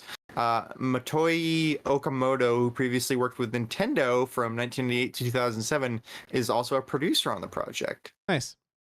So yeah, those are the big announcements out of Silent Hill. And then there's also going to be, I forget what it's called. I think Townfall is the interactive one where like everybody's going to play it together. So Interesting. hey. I mean, I'm down to give these a try. I like horror games, and I want them to be good. You know what I mean? I do too, for a couple of reasons. I mean, I want Konami to come back. They did come back with the Cowabunga collection. Thank you so much, Konami, for that. But like, I also want to see them make new games and continue to want to make games. You know what I mean? So this is a step in the right direction. I think Konami's looking at their game business a little bit differently when they killed Pro Evolution Soccer, and because that's how they made all their money in their gaming business was PES every year. And then if you remember, they changed PES to, I forget what it's called, but they made it free to play, and it had all those. It was really, really bad. You remember, John, all those really bad character models with the dude with the weird face. You remember that? Kind of, yeah. Yeah. So I think that they're reevaluating their gaming division, or at least should be reevaluating their gaming division now that they can't just bank on their soccer game every year to make them money in that department. Cool. All right, I'm going to jump around a little bit because I want to keep the spooky train going. I'm going to jump to Kotaku. The Resident Evil producer says maybe to a Code Veronica remake. Really? So this is a season of spooky video game remakes. Alan Wake got remastered. Konami is working on Silent Hill 2. Capcom is preparing Resident Evil 4 remake, among many other things. But you won't find Resident Evil Code Veronica in the latter developers' outstanding pile of projects, at least not yet. This revelation comes from a new interview with Resident Evil 4 producer Yoshiaki Hirabayashi, and that he did with Noisy Pixel. When asked about the possibility of a refreshed Code Veronica, Yoshiaki said that he's currently focused on the RE4 remake project. However, he did leave the door open to a possible future remake, saying that, quote, if the opportunity comes, maybe. John, do you want to see Resident Evil Code Veronica get remade? So I've never played Resident Evil Code Veronica, and it's hailed as one of the strangest. It's just out there. I don't know if it takes place in space or underwater or whatever, but it's like it's very different, and I've never played it, and I do have it now because I bought it on Steam. But I do because I want to see. I guess the way that I can really describe it is I want to see the Resident Evil story told intact, right? And Code Yeah. Veronica is still very much part of the story. And and if they can do it right, I say do it and keep the games coming, because Code Veronica falls in line with the Resident Evil story somewhere. So I'm in. I'll play it. I've never played it, and I own it. I bought it for a couple bucks on Steam, but I still haven't played it. And if a remake comes out, I'll play it.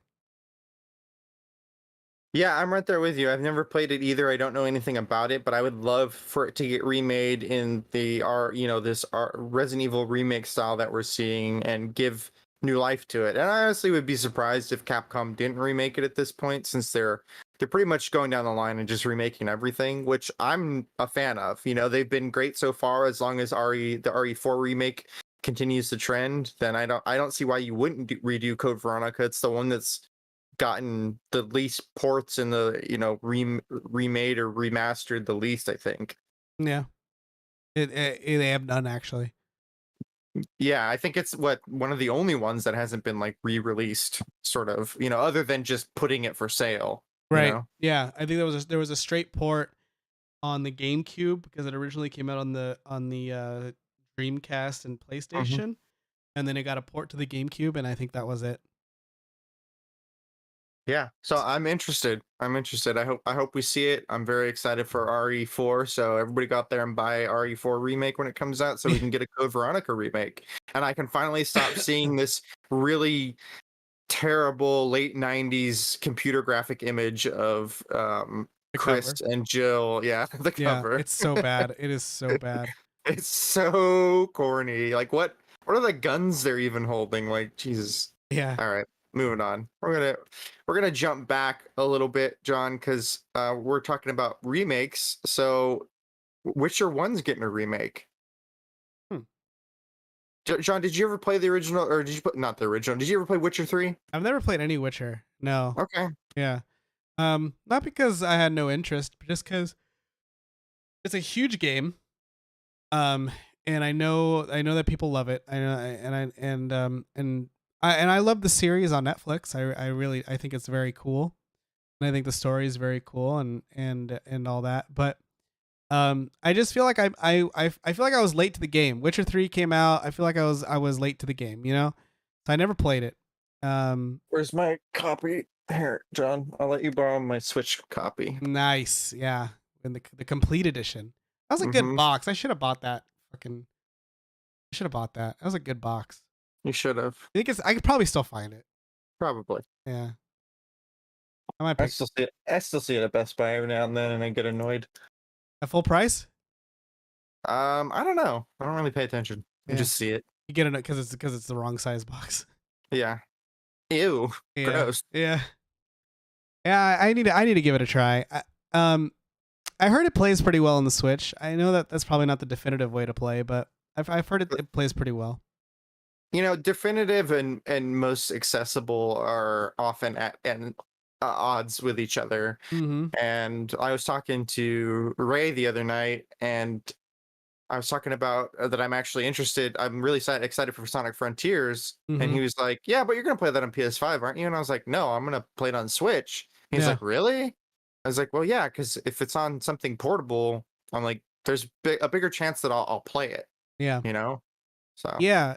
And that that tends to be a lot of it too, because I like to sit with my console and play, and I don't have any consoles set up in my room, but I can at least have my Switch with me, So that's a big factor too. And honestly, like, Sonic on a Nintendo console just makes so much sense. It does. I wish Nintendo would just hurry up, get out there and buy Sega, so we could stop doing this dance. This flirty little dance that we're doing, where Sonic's like, oh, I sell best on Nintendo. But no, you can't have me. No, I'm still over here flirting with Xbox. I don't think you have this as a story, but it's interesting. I mentioned to you not too long ago, and this is completely out of left field, but Persona 5 just came out on the Switch, and 80% of its sales in the UK were to the Switch. 80% of the sales in the UK were on the Switch. Like, Sega should be kicking themselves for that one too. Why did it take them so long to put Persona on a Nintendo console? So. Well, Persona came out before the Switch was a thing. So at the time, the biggest console in Japan was PS4. So it makes sense, but I don't think they'll ever make that mistake again. Yeah. I imagine they probably would have put it on the Switch as soon as they started seeing it being a success right after launch. But I'm sure they had some sort of contract they had to fulfill, some time they had to run out with PlayStation. But I wouldn't be surprised if they announced the next Persona as a Switch exclusive. That'd be nuts. Yeah, I really would be very surprised if that didn't happen. But that's just me guessing. But anyway. So. That's a really cool. I love hearing those stories though. When games come out on Switch and just fucking dominate in sales, like, because it's true, you know, people want to play things on a Nintendo console. They want to play things portably, even if you have to take a bit of a hit. I mean, this is old and I don't remember the specifics, but just, you know, we're talking about Witcher. When Witcher came out on Switch, they were like, CD Projekt Red was like, it's selling really well on Switch. Like, it was in the top charts and everything. They sold out of copies. They were like, we you know, it was wildly worth their investment. Absolutely. So we'll hop back to the main story. So CD Projekt Red has announced a remake of The Witcher #1 in Unreal Engine 5. This is one of the 5 new games the company announced earlier this month, and it previously went by codename Canis Majoris. This will be a true remake, with the company saying it will be rebuilt from the ground up in Unreal Engine 5 and is in early stages of development. As part of the announcement, the company cautioned, we want to do this right, so please be patient. It's going to be a while until we can share more details. Do you think they kind of like counted their chickens before they hatch by announcing this before they even have a release date? No, I don't think so. I think that, or even started production. I mean, I don't know. No, I'm pretty sure they've started production. I don't think they really, because they haven't announced. I think announcing a release date or saying, you know, how far along explicitly they were would be counting their chickens before they hatch, because then every subsequent, you know, piece of news from CD Projekt Red would have people going, all right, well, you said, you know, the Witcher remake, yeah, 40% done, so where is it? Come on.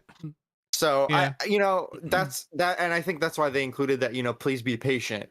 And I don't think they're going to make the mistake of putting out, after Cyberpunk, I don't think they're going to make the mistake of putting out something half-baked again, especially not something as important to them as The Witcher, something from the Witcher franchise, because they, you know, as they say, The Witcher is where it all started for us. It was the first game we made ever, and it was a big moment for us then. Going back to this place and remaking the game for the next generation of gamers to experience it feels just as big, if not bigger, said the head of studio. I like that. And I think that the original Witcher was restricted to it was just a PC game. So this will get more eyes on the franchise, I think, especially with the remake, and you'll be able to learn the story from the get-go, and I'm excited for it. Yeah, I mean, there's no reason not to start with Witcher 3, but if I could just go back and play the first Witcher and feel and like at the same time as everybody else sort of thing, then that kind of gets me pretty riled up and excited for it. So I mean, I'm excited even if I don't end up playing it, but like back when I worked at GameStop, I had a friend that I worked with named Steven, and I got to go to E3 one year, and it was the year before The Witcher 3 came out. And he was super jealous. He was like, oh man, dude, I love The Witcher. It's like my favorite series. And I literally never heard of The Witcher before I had this conversation with him. And he's like, I love it. It's like Witcher 2 is like my favorite game ever. And I was like, okay, I've never heard about this. So I went to E3. The only thing they didn't have a super long line was the Witcher 3 live demo. And I went into that, and I've told this story before, but I went into that knowing nothing about the game, and I left going, this is going to be one of the best games I've ever played. And even though I didn't finish it, probably only got a quarter of the way through it, it's one of the coolest games and most well-made games I've ever played. My mind was blown, and it made me, you know, after when I started playing number 3, I was like, dude, I'm gonna go buy number 2 on the 360, start from there. And I even asked Steven, I was like, do you think it's worth playing the first one? He's like, I played it on PC and it's it's kind of janky, so no. So I'm glad this is being remade. I hope that it is a bit smaller than the third one, so I can actually take a crack at it. But we'll see. So did you end up playing 2? No, I never played 2 Okay. because I never finished 3. Yeah. 3 came out, and I think someone else mentioned it, but 3 came out, and then like 2 weeks later, Batman Arkham Knight came out, and I was way more excited for that. Mm. And I just never picked 3 back up. And when it came out on Switch, I was like, all right, I'm diving back in because you could port your save. So I was like, all right, I'm gonna dive back in. And I just never have. Mm. But yeah, I'm excited. That's pretty cool. Cool. Let's hop over to the next story. John, I have some bad news about Xbox. What is it? It's gonna get more expensive. The Xbox itself? Well, I guess you'll just have to listen to me read this article to find out. Oh, okay. Phil Spencer says Xbox hardware or subscription prices will have to rise at some point, but not this holiday. I mean, not this holiday. Xbox Game Pass. I don't see that far in the future, so. True. I'm a millennial. If it doesn't affect me now, I don't care. Xbox Game Pass and the Xbox Series consoles could go up in price at some point, according to Phil Spencer, but this increase won't happen this holiday period. As reported by The Verge's Tom Ward on Twitter, during the Wall Street Journal's Wall Street Journal Live event, the Xbox boss said that Microsoft won't be able to hold off on a price increase for its products forever. Quote, I do think at some point we'll have to raise the prices on certain things, but going into this holiday, we thought it was important to maintain the prices, Phil said.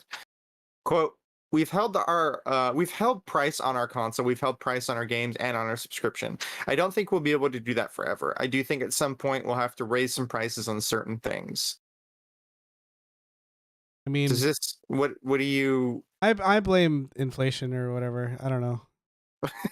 I blame I don't know, whatever, like this stuff. I blame the politics. No, I don't know. I mean, I blame Obama. Yeah. You know? I honestly don't know what to say about this. It's like business as usual sort of thing. Like, you know, the price of cheese is going up, so I guess the price of video game subscriptions are going to go up. Like, I really don't know what to say about this other than raise the living wage and pay the workers more.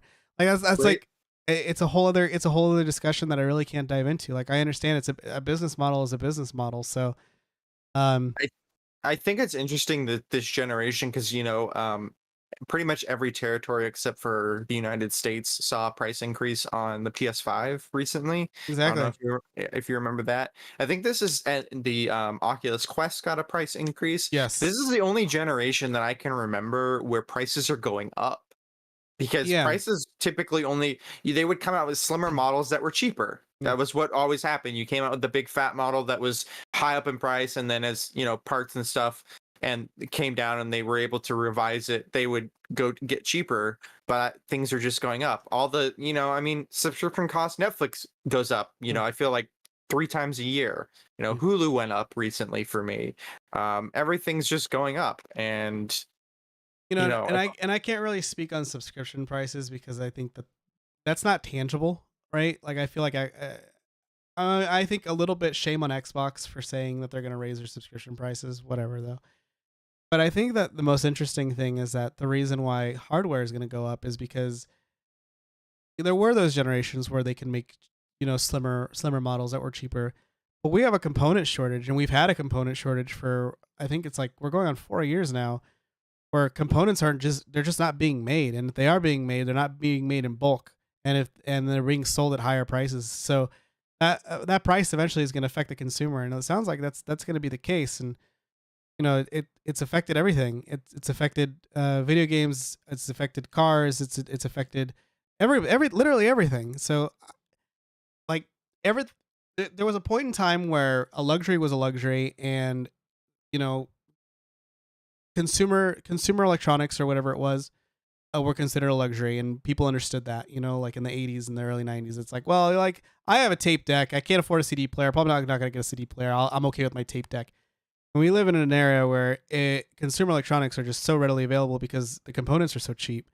But now the components are becoming more expensive. We're kind of making that curve where it's like, well, I can't buy the high end model. Like, I'm gonna have to stick to Blu-rays. I'm not gonna be able to get 4K Blu-rays. Like, that's just an example. You know what I mean? Like, Like I'm gonna have to go with the more. I'm not gonna be able to get the more expensive model. It's just not gonna be possible, you know. That's what happened to me. I bought the Series S Yeah. with the intention of selling it pretty quickly after and putting that money towards getting the Series X.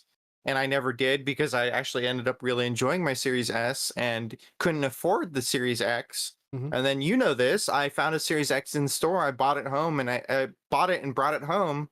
And I had such buyer's remorse about it because it's not something that I could really afford at the moment that I took it back. Yeah. You know, it's like And I think it's not a need, and it's not like any game system is a need, you know what I mean? But it's like you were saying, like things used to be consumer electronics are just part of life now. Mhm. So it's like if you went out there and you wanted something, you know, you could get it pretty cheap, but yeah, you know, that's not the it's case not the anymore. case anymore, right? And I think that you're just people are just gonna have to figure. It's like, well, if there's a mid grade model, I'm gonna have to go with the mid grade model, and like that's kind of like where we're at in this point in time. And And I think, sorry, go ahead. no, go ahead. I was just gonna say, I think Xbox was really smart, because, and I don't know this, but I would bet money that they're just losing money by putting the Series S out for $200. Yeah. Because if you look, that thing is on sale, like maybe not be, you know, a price discount, but you'll get a free controller, you'll get free Game Pass. I know Target starting on Sunday, if you go buy a Series S, you get a free copy of Call of Duty Modern Warfare 2 Shit. that comes out tomorrow. Shit. A free copy of a $70 game to get that. You know, Nitro saying that the only reason why they got their PS5 was because of the stimulus. I don't have a PS5, and I don't think I'm gonna end up getting one. I still have my PS4, and like I think about things like, for instance, going back and like we were just talking about going back and playing, The Witcher 3. I mean, I could buy a copy of The Witcher 3 for really cheap and play it on my PS4, and the graphics look great. It's like it's one of those situations where it's like, where do I stand? Like, how do I want to play this, and what kind of experience do I want? You know what I mean? And I don't have a new Xbox either. I still have the Xbox One X, but I don't use it because I have Game Pass on my computer. So it really we really stand in this position where it's like, you know, what kind of consumer do you want to be? And I think our generation, the millennial generation, we've never had this crossroad before. It's always been like, I can play what I want when I want, I can have what I want when I want, because consumer electronics are cheap and everything's plastic and everything's bullshit. And if I don't get this phone this year, there's going to be a better phone next year. Like we've always lived in that kind of bubble. And I think that bubble's going to burst here pretty soon. And I think that these companies are going to figure that out, and they're going to have a low grade, mid grade, and high grade, entry level, mid level, premium level, entry points. You know, I think about it and I look at it. That's how Samsung used to be. Samsung would have, and I think they still are. They have their entry level phones, their mid level phones, and then their premium level phones, and it's how they've always had their model. And it's why they're the biggest smartphone manufacturer in the country. In the world, not in the country. In the country, it's Apple. Because of that model, and I think that model is what's really served a company like Samsung, who wants to compete with a conglomerate as big as Apple. And I think that that's what brands like PlayStation and Xbox and Nintendo are going to have to do. Let's look at Nintendo, for example. They have the Switch Lite, they have the Switch, and they have the Switch OLED model. If you want entry level, do you want mid level, or do you want premium? You know. And I think that Xbox is looking at their Xbox One X as premium. Look, you can have a PC, but you're not going to get an Xbox One X experience, you know, from a PC. Let's just be honest with us. All games are going to work on it no matter what. You don't have to worry about, you know, downloading drivers and whatnot. You also have where you can stop the game and you can start the game back up literally instantaneously. And there's no other console that can do it like the way the Xbox does it. Then you have these add-ons like games with gold. I can't think right now. What's it called? Ultimate and that sort of stuff, where you can literally play games for free for a certain amount of money a year or whatever. That is a premium. These are all premiums. These are huge. But Xbox is saying, if you want to be able to play this type of stuff, yeah, you're gonna have to pay a bit more. But we also have this entry level right here, and you can still play the premium if you want to play. If you want to pay yearly, you can still get all this great stuff, and you're still gonna be able to play. It's gonna look a little bit different. It's gonna be, it's gonna be 2K instead of 4K or whatever it is, Yeah. but it's gonna be different, and you're not gonna have as much storage capacity. You're not gonna be able to play physical games. It's just the way it is. It's just Yeah. it's just interesting to me. We're really hitting a curve in consumerism, and it's this. I didn't know about this, and I think that this just opened up. It just opened up my mind to something that No, I didn't realize was coming. no, you're right, and I think I think you made a really good point about how we've never really had to make those choices. Yeah. And I think it is really interesting to kind of think about because you know the the Series X, what that I just talked about, taking it back, that's like the first time I've ever really had to do that in my adult life. Sure. Like as soon as I got like a real job, I was just buying things, Yeah. like because it didn't really affect me It was all that available. much. It was there. Yeah. Yeah.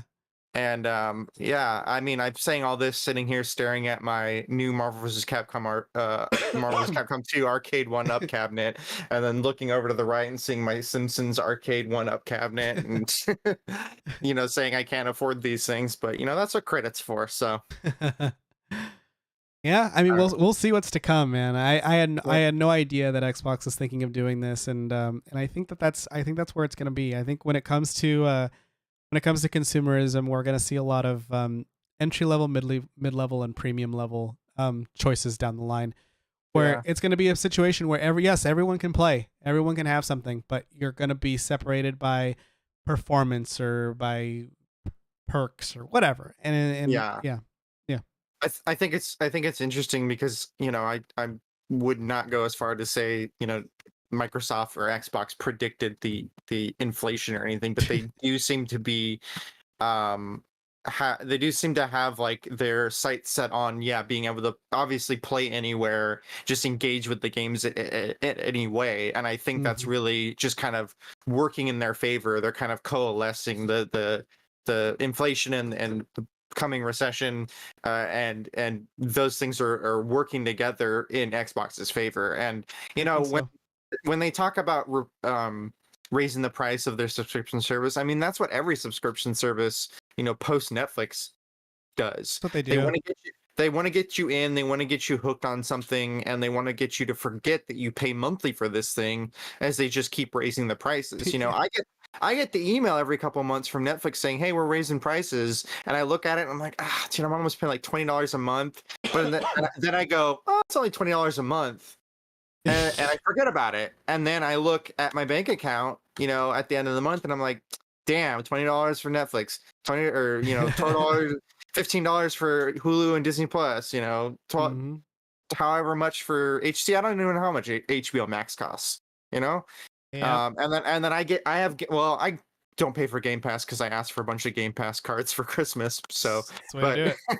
yeah, absolutely. All right, let's move on. I want to go over this last story really quick Let's because I do it. think it's really, really interesting. So the title on the document I have here for this story is "The Callisto Protocol is canceled in Japan over violence. You can buy used panties from a vending machine, but killing aliens is too much. Get over yourself, Japan." So the Callisto Protocol is canceled in Japan over a rating boards dispute. This is from Ryan Dinsdale at IGN. The Callisto Protocol has been completely canceled in Japan following a dispute between developer Striking Distance Studios and the Japanese ratings board. As reported by PC Gamer, Striking Distance announced on Twitter that the current version of the Callisto Protocol cannot pass Japan's Computer Entertainment Rating Organization in its current form, and altering the game would remove it from its vision. The two sides are therefore at a standstill, and as Zero won't give a game the rating before its content is changed, and Striking Distance won't change it. Neither company explained what about the game was deemed to be an issue. Huh. Quote, the Callisto Protocol's Japanese version has been discontinued. At present, it cannot pass this Zero rating. And Striking Distance said in the tweet, adding that changing the Callisto Protocol will not provide the experience players expect. Yeah, I find this weird, don't you? I mean, yeah. I don't know. I don't understand what could possibly be so bad that a game can't be released in Japan. I, Like what kind of rules they have or whatever it is, but like I don't know. Extreme yeah, gore? it's weird because I've only ever really hear that about Australia. You know what I mean? Australia is very strict. That is true. Yeah. That is true. Let's see. I'm reading a list. Video games are rarely banned in Japan, and it holds the place as one of the top video game producers in the world. However, for some games, usually Western, they may edit or censor their games if they appear offensive to Japan. An example being the Japanese release of Fallout 3. The Power of the Atom Quest was edited to relieve the concerns about the atomic detonation, obviously. Another example is Crash Bandicoot 2 Cortex Strikes Back, in which a death animation that had Crash's head squashed into a head and feet was altered due to its resemblance to the Kobe child murders. Okay. Ooh. Japan's Spike removed all references to Kim Jong-il and North Korea and Homefront. Resident Evil 4, Call of Duty Black Ops, Bulletstorm, Gears of War 3, Grand Theft Auto 5, Dead Island, Metal Gear Rising Revengeance, and numerous other violent titles distributed physically and digitally were heavily edited for excess violence, Okay. but only on the localization level. I think I understand then. Callisto Yeah. Protocol makes brutal deaths a feature, right?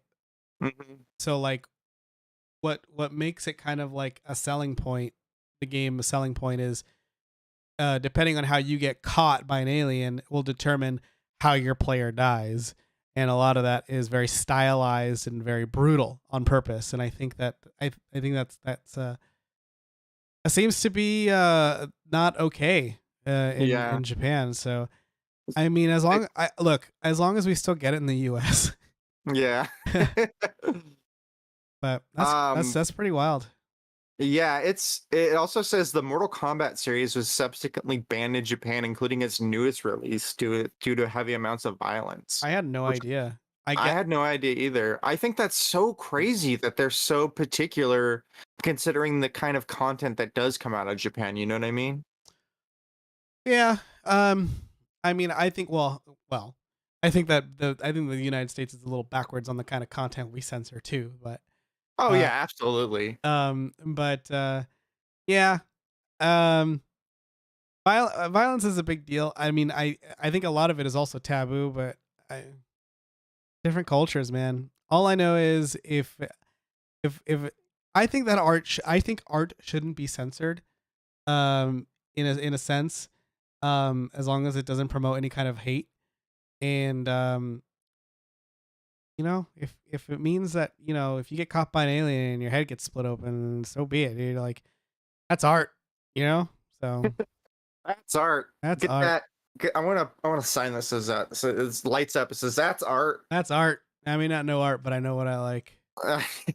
Yeah, I think I'm right there with you. I think as long as it's not promoting anything that any reasonable person would find heinous, such as hate or certain sex things, then I think that the burden should be on the player or the parent of the player to determine what is acceptable and what's not acceptable. Yeah, and I think that's where the United States has it wrong. I think that if it's consensual, then sex shouldn't be censored, Mhm. as long as you're of age and you're a consenting adult. And that's where I think that the United States has it a little bit backwards. We're a little bit more prudish when it comes to those sort of things. But We like to pretend that sex doesn't exist. I know we're fucking backwards out here. But I don't want to end the show too early. I am getting over a cold, and I hate to do a hard stop on you, but we That's are okay. reaching 9 o'clock. If you don't mind wrapping up, I'm gonna hit the gavel and say I probably want to close out because I'm Court is I'm adjourned. sweating like I'm sick. Okay. Well, that's it. That was we talked about all the things I wanted to talk about. I complained about sweet tart flavors for about an hour. We talked about spooky games. We chatted with the chat, Mhm. So I think this was a great episode, all things considered, I think so too. all technical and physical difficulties. I want to thank everybody for hanging out with us. If you are watching after the fact, this is YouTube. Please like, comment, and subscribe, and also ring that bell. Thank you all so much for hanging out. Thank you so much for a strange week. Also, I'm sick, obviously, but I really wanted to continue the show. We can't we can't stay on hiatus this much longer. What I am gonna do is I'm gonna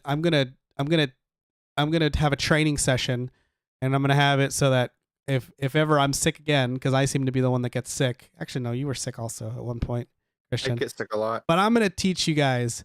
I'm gonna teach you guys how to do a show without me. I'll produce. I'll be behind these tables, but maybe one day you will have to mix it up, and maybe you and Courtney will have to host a show, or maybe you'll have to host a show with somebody new or by yourself, or Courtney will have to do a show on her own. But I think the show must go on mentality. As long as I'm here to support you guys, I hope you guys will be willing and able to do a show on your own.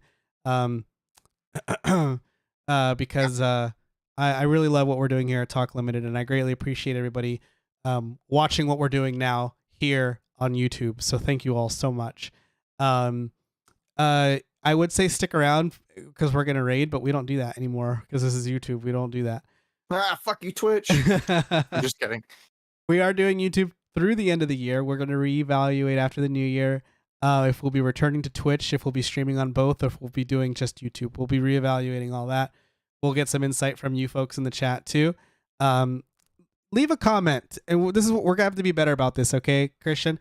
Throughout the stream, we'll be like, hey, we talked about spooky games today. If you're watching this as the VOD, leave a comment on your favorite spooky game. Hey, we talked about candies that we hate. Name a candy that you hate in the chat. Well, chances are a lot of people haven't made it this far in the stream, so we need to say it very early on. But thank you. Okay. All I can do is say thank you, guys. Thank you all so much for being here, and we will catch you all. We'll catch you all next time. Join us tomorrow. Tomorrow's Friday. Courtney and I are going to be playing Little Nightmares 2. All right, Chatter. You get to leave. You get to leave the first comment. Name the candy you hate. What flavor of candy is the worst candy flavor? I say it's lemon. I say cherry is the best flavor. John vehemently disagrees. But don't put it in the chat. Put it in the comments. All right. Love you, everybody. Bye. Play games be better. Woo!